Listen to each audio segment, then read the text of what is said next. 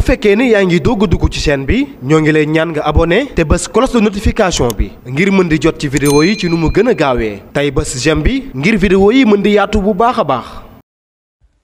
bismillahi rahmaani rahim asalaamualeykum wa rahmatullah. alxamis mooy dëppoo juróom-ñeenti fan ci weeru jumaada saani ñu gën koo xam ci weeru maamu koor ci atum junni ak ñeenti téeméer ak ñeent fukk ak juróom-benn ci gàddaay yonent bi sallallahu taala alayhi wa sallam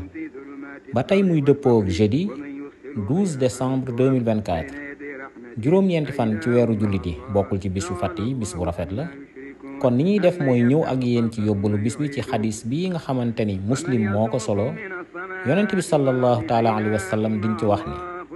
yow jullit bi dey na nga moytu bu baax rëbbuk suñu boroom ni mu rëbbee ñaari nit ñi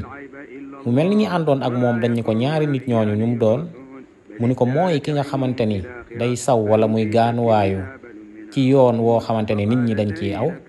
wala kuy saw ak di gaanuwaayu ci ker koo xamante ni nit ñi dañ koo soxla ngir jëfandikoo ko